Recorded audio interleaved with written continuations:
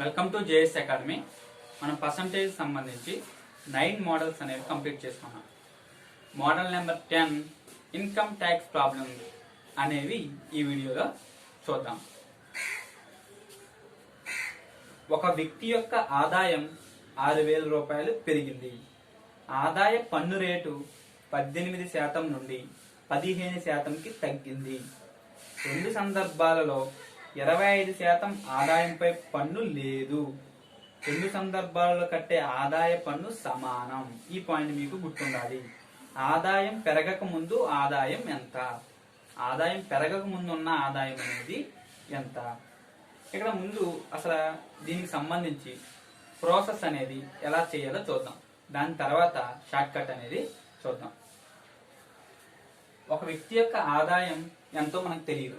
So ఆ వ్యక్తి యొక్క ఆదాయాన్ని నేను ఎక్స్ గా అనుకుంటున్నాను అనమాట.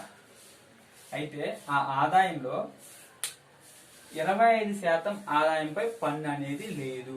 ఇది మొత్తం 100% అయితే దీనిలో 25% ఆదాయంపై మనం పన్ను కట్టక్కర్లేదు.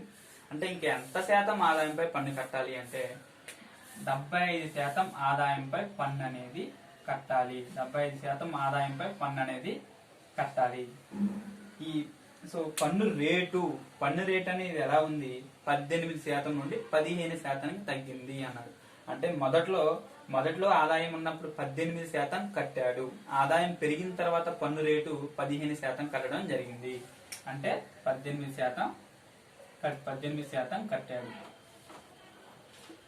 సో ఇలా కట్టినప్పుడు ఇక్కడ వచ్చే ఆదాయ పన్ను అనేది అంటే మనం కట్టేది పన్ను అవుతుంది. మనం ఏదైతే మనం కడతామో గవర్నమెంట్ కి అది పన్ను అవుతుంది. ఆదాయంపై వచ్చే పన్ను అనేది అవుతుంది. సో ఇక్కడ వచ్చే పన్ను అనేది ఇక్కడ ఆదాయం పెరిగిన తర్వాత కట్టే పన్ను, ఇక్కడ ఉన్న పన్ను రెండు కూడా సమానం అన్నాడు. కాబట్టి మనం ఈక్వల్ చేసుకోవాలి. అంటే ఆదాయం మొదట్లో ఎంత ఉంది అంటే ఎక్స్ ఉంది. ఎంత పెరిగింది? 6,000 రూపాయలు అనేది పెరగడం జరిగింది. 6,000 రూపాయలు అనేది పెరిగింది. సో దీంట్లో కూడా రెండు సందర్భాల్లో 25% ఆదాయంపై పన్ను కట్టక్కర్లేదు అన్నాడు. అంటే ఇక్కడ కూడా ఈ ఆదాయంపై కూడా 25% కట్టక్కర్లేదు. అంటే ఎంత శాతం ఆదాయంపై మనం కట్టాలి అంటే 75% ఆదాయంపై మనం పన్ను అనేది కట్టాలి. ఎంత శాతం ఆదాయంపై కట్టాలంటే 75% ఆదాయంపై మనం కట్టాలి. 75% ఆదాయంపై అయితే మనం కట్టాలి. ఎంత కడుతున్నాడు? ఇప్పుడు ఆదాయం పెరిగిన తర్వాత 15% పన్ను అనేది కడుతున్నాడు అనమాట. ఎంత శాతం కడుతున్నాడు అంటే 15% కడుతున్నాడు. సో ఇప్పుడు మనం ఏమైనా క్యాన్సిల్ అయితే క్యాన్సిల్ చేద్దాం. 75/100 75/100 అనేది క్యాన్సిల్ అయిపోతుంది. 2 zeros అనేవి క్యాన్సిల్ అవుతాయి. 3 6 18, 3 5 15. ఇక్కడ ఇంకేమైనా క్యాన్సిల్ అవుతాయంటే క్యాన్సిల్ అవ్వవు. ఇది ఇప్పుడు మనం క్యాలిక్యులేషన్ చేస్తే ఇక్కడ 6 మిగిలింది, ఇక్కడ x మిగిలింది. 6 ఇంటూ ఎక్స్ అంటే 6x equal to 5 into X 5x plus 5 into 6,000 చేస్తే ఎంత అవుతుంది? 30,000 అనేది అవుతుంది. 30,000 అనేది అవుతుంది. ఇక్కడ 5x అనేది లెఫ్ట్ సైడ్ కి వస్తే మైనస్ చేసింది. అంటే 6x మైనస్ 5x అంటే ఎంత మిగులుతుంది? x అనేది మిగులుతుంది. x ఈక్వల్ టు ఎంత? 30,000. అంటే ఇతని యొక్క మొదటి ఆదాయం ఎంత అంటే, మొదట్లో ఉండే ఆదాయం ఎంత అంటే 30,000గా మనం చెప్పవచ్చు. సో ఈ ప్రాసెస్ లో మనం ఇక్కడ తీసుకున్న అమౌంట్ అనేది ఇక్కడ తీసుకున్న వాల్యూ అనేవి క్యాన్సిల్ అవుతాయి. అంటే ఇక్కడ గుర్తుపెట్టుకోవాల్సింది ఏంటి అంటే, ఇక్కడ ఆదాయంలో 25% ఆదాయం పన్ను చెల్లించిన అవసరం లేదు అన్నాడు. అంటే ఇక్కడ 25% ఆదాయం చెల్లించిన అవసరం లేదు, ఇక్కడ 25% ఆదాయం అనేది చెల్లించిన అవసరం లేదు. కాబట్టి సో ఇక్కడ కూడా సేమ్ ఉందన్నమాట. రెండిట్లో కూడా రెండు సందర్భాల్లో కూడా సేమ్ ఆదాయంపై చెల్లించిన అవసరం లేదు అన్నాడు. అలా అని రెండిట్లో కట్టే ఆదాయ పన్ను అనేది ఒకే విధంగా ఉంది అంటే సమానంగా ఉంది అంటే మనం ఈ పాయింట్ అనేది తీసుకోని అవసరం లేదు. ఈ పాయింట్ అనేది మనం తీసుకోని అవసరం లేదు. ఈ పాయింట్ అనేది మీకు గుర్తుండాలి. అందుకని నేను ఈ ప్రాసెస్ అనేది చెప్పడం జరిగింది.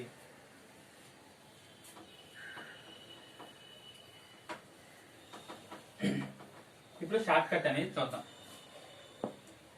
రెండు సందర్భాల్లో అంటే ఆదాయం పెరిగిన తర్వాత పెరగక ముందు మనం కట్టే పన్ను అనేది సమానంగా ఉంటే, ఆదాయం పెరగక ముందు పెరిగిన తర్వాత కూడా మనం కట్టే పన్ను అనేది సమానంగా ఉంటే, అంటే ఇన్కమ్ ట్యాక్స్ అనేది సమానంగా ఉంటే, పన్ను రేటులు మన ఆదాయాలు విలోమానుపాతంలో ఉండాలి.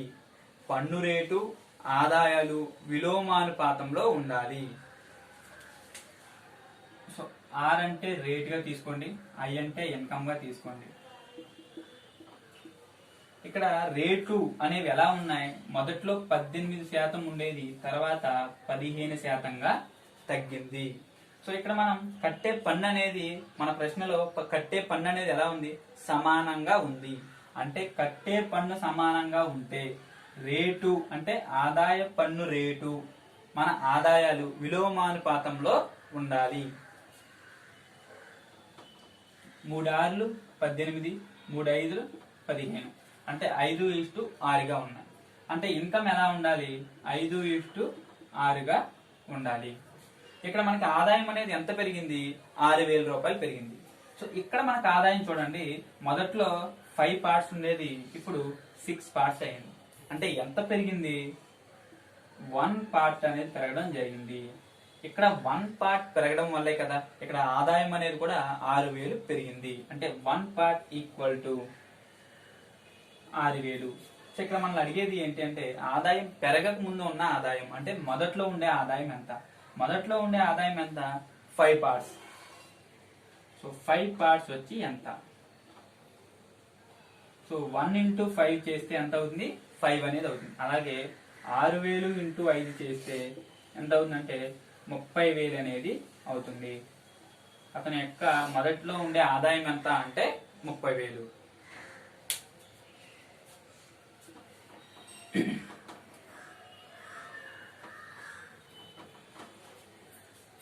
నెక్స్ట్ క్వశ్చన్ చూడండి. ఒక వ్యక్తి యొక్క ఆదాయం 28,800. అతని ఆదాయం కొంత పెరిగింది.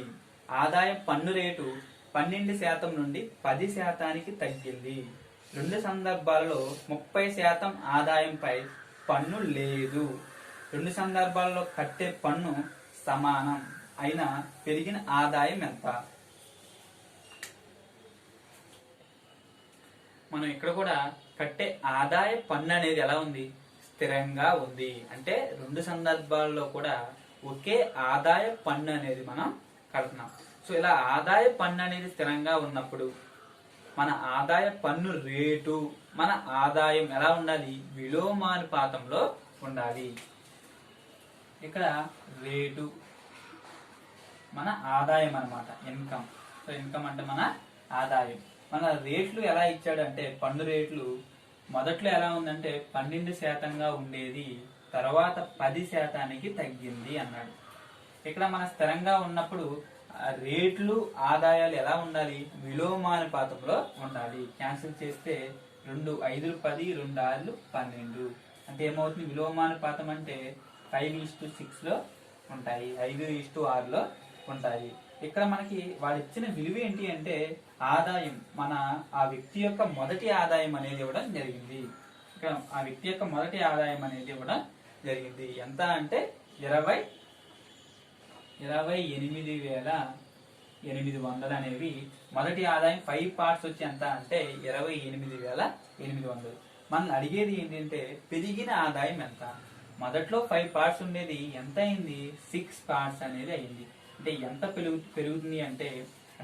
పెరుగుతుంది అంటే 1 పార్ట్ అనేది పెరిగింది. అంటే 5 పార్ట్స్ వచ్చి 28,800 అయితే 1 పార్ట్ విలువ ఎంత? మనం 1 పార్ట్ విలువ ఎంత అంటే ఇక్కడ 5 పార్ట్స్ వచ్చి 28,800 అయితే 1 పార్ట్ విలువ ఎంత? 1 పార్ట్ విలువ ఎంత? సో మనం క్రాస్ మల్టిప్లికేషన్ అంటే అడ్డగుణకారం చేస్తే ఏమవుతుంది అంటే 1 into 28,800 by 5 అనమాట. సో 5 ఎన్నిసార్లు పోతుంది? 5 5 25, ఇంకా 38 ఉంటుంది. 5 ఏళ్ళు 35 అంటే ఇంకా 300 ఉంటుంది. 5 6 30 అంటే 0. 5,760. 1 పార్ట్ విలువ ఎంత అంటే 5760. అంటే మనకి పెరిగిన విలువ ఎంత అంటే ఆదాయం 5760.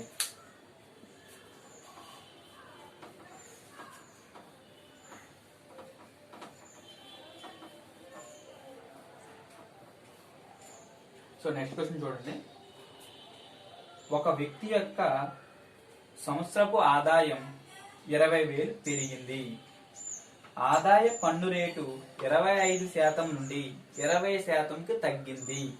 రెండు సందర్భాలలో కట్టే పన్ను సమానం అయినా ఆదాయం పెరిగిన తర్వాత మొత్తం ఆదాయం ఎంత?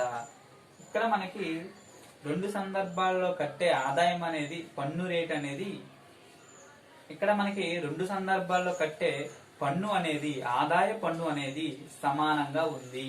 అంటే ఆదాయ పన్ను అనేది స్థిరంగా ఉంటే మనకి రేటు ఇన్కమ్ ఎలా ఉండాలి? విలోమానుపాతంలో ఉండాలి. విలోమానుపాతంలో ఉండాలి. మనకి పన్ను రేట్లని ఎలా ఉన్నాయంటే 25% ఉండేది ఎలా అయింది? 20% తగ్గింది. అంటే మొదట్లో 25% ఉండేది, తర్వాత 20%కి తగ్గింది అన్నప్పుడు మనం యొక్క పన్ను అనేది ఆదాయ పన్ను అనేది స్థిరంగా ఉన్నప్పుడు ఎలా ఉంటాయి? విలోమానుపాతంలో ఉండాలి. సో 5 25, 5 4 20 అంటే విలోమానుపాతం అంటే 4:5 లో ఉంటాయి. మన ఆదాయం మొదట్లో 4 పార్ట్స్ గా ఉంటే తర్వాత 5 పార్ట్స్ గా అవుతుంది. సో ఎంత పెరిగింది? ఇక్కడ 1 పార్ట్ అనేది పెరిగింది. 4 నుండి 5 రావడానికి ఎంత పెరిగింది? 1 పార్ట్ అనేది పెరిగింది. ఇక్కడ 1 పార్ట్ పెరగడం వల్లే మనకి 20,000 ఆదాయం అనేది పెరిగింది. 1 పార్ట్ పెరగడం వల్లే 20,000 ఆదాయం అనేది పెరిగింది. ఇప్పుడు మన ఆదాయం పెరిగిన తర్వాత ఆదాయం ఎంత అన్నాడు అంటే స్టార్టింగ్ లో 4 పార్ట్స్ ఉండేది, పెరిగిన తర్వాత 5 పార్ట్స్ అయ్యింది. అంటే ఇప్పుడు 5 పార్ట్స్ వచ్చి ఎంత? సో 1 into 5 చేస్తే 5 అనేది అవుతుంది. అలాగే 20,000 into 5 చేస్తే ఎంత అవుతుంది? 1,00,000 రూపాయలు అనేది అవుతుంది. సో 1,00,000 రూపాయలు అనేది అవుతుంది. నెక్స్ట్ క్వశ్చన్ చూడండి. ఒక వ్యక్తి ఆదాయం 2,500 పెరిగింది. పన్ను రేటు 24% నుండి 20% తగ్గింది. రెండు సందర్భాలలో 29.95% ఆదాయంపై పన్ను లేదు. రెండు సందర్భాలలో కట్టే పన్ను సమానం. మొదటి ఆదాయం ఎంత? మనం ఇక్కడ కూడా రెండు సందర్భాల్లో కట్టే పన్ను అనేది సమానం. అంటే మనం కట్టే ఆదాయ పన్ను అనేది స్థిరంగా ఉంటే, సో రేటులు అంటే ఆదాయ పన్ను రేటు మన ఇన్కమ్ అంటే ఆదాయం ఎలా ఉండాలి? విలోమానుపాతంలో ఉండాలి. పన్ను రేట్లు ఎలా ఉన్నాయంటే 24% 20%గా ఉంది. 24% 20%గా ఉన్నాయి. సో మొదట్లో 24%, తర్వాత 20%గా ఉంది. క్యాన్సిల్ చేస్తే 4 6 24, 4 5 20. ఇన్కమ్ కి విలోమానుపాతంలో ఉండాలి కదా, అంటే 5:6 గా ఉన్నాయి. ఇక్కడ ఆదాయం అనేది ఎంత పెరిగింది అన్నాడు? 2,500 పెరిగింది అన్నాడు. ఇక్కడ మొదట్లో మనం 5 పార్ట్స్ ఉండేది 6 పార్ట్స్ అయ్యింది. అంటే ఎంత పెరిగింది? 1 పార్ట్ అనేది పెరిగింది. ఇక్కడ 1 పార్ట్ పెరగడం వల్లే మన ఆదాయం అనేది 25,000 అనేది 2,500. ఇక్కడ 1 పార్ట్ పెరగడం వల్లే మన ఆదాయం అనేది 2,500 పెరిగింది. అయితే మనకి పన్ను సమానమైన మొదటి ఆదాయం ఎంత? మొదటి ఆదాయం ఎంత? 5 పార్ట్స్ అన్నమాట. మొదట్లో ఉండే ఆదాయం ఎంత? 5 పార్ట్స్. 5 పార్ట్స్ వచ్చి ఎంత? సో 1 into 5 చేస్తే ఏమవుతుందంటే 5 పార్ట్స్ అనేది అవుతుంది. సో 2,500 into 5 చేస్తే 25 into 5 అంటే 125. So 2 zeros 2 zeros 12,500. మొదట్లో ఉండే ఆదాయం ఎంత అంటే 12,500. ఇన్కమ్ ట్యాక్స్ సంబంధించిన మిగిలిన ప్రశ్నలని మనం నెక్స్ట్ వీడియోలో చెప్పుకుందాం. సో మీకు ఈ వీడియో నచ్చితే కామెంట్ చేయండి. మీరు ఇలా కామెంట్ చేయడం వల్లే మీకు నేను చెప్పే సబ్జెక్ట్ అనేది మీకు అర్థమవుతుందా లేదా అన్న విషయం నాకు అర్థమవుతుంది. సో మీరు కంపల్సరీగా అంటే ఖచ్చితంగా మీకు నచ్చితే కామెంట్ చేయండి, నచ్చకపోతే ఎందుకు నచ్చలేదో కూడా కామెంట్ చేయండి. సో ఈ వీడియోస్ కానీ ఒకవేళ నచ్చితే మీ ఫ్రెండ్స్కి కానీ మీ బంధువులకు కానీ ఉపయోగపడితే వారికి షేర్ చేయండి. మనం ఆన్లైన్ క్లాసులు అనేవి ఆగస్ట్ 1 నుండి స్టార్ట్ చేస్తున్నాం. అతి తక్కువ ఫీజుతో, సో మొత్తం 2000కు పైగా ప్రశ్నలతో, మన అతి తక్కువ ఫీజుతో 2000కు పైగా ప్రశ్నలతో, ముఖ్యంగా నాన్ మ్యాథ్స్ విద్యార్థుల కోసం ప్రత్యేకించి, సో 0 to హీరో లెవెల్ అంటే హై లెవెల్ వరకు మనం చెప్పుకుంటాం. వ్యాలిడిటీ ఎంత, సబ్జెక్ట్ మనం ఏ చాప్టర్లు అనేది చెప్పుకుంటాం, సో మన వ్యాలిడిటీ ఎంత ఉంటుంది, మన ఫీజు ఎంత ఉంటుంది, వీటన్నిటి గురించి మనం ఒక వీడియో అనేది చేయడం జరుగుతుంది. సో మీకు ఎవరైనా సరే డీటెయిల్స్ కావాలి అనుకుంటే ఈ స్క్రీన్ పైన కనపడే నెంబర్కి మీరు ఫోన్ చేసి వివరాలు అనేవి తెలుసుకోవచ్చు.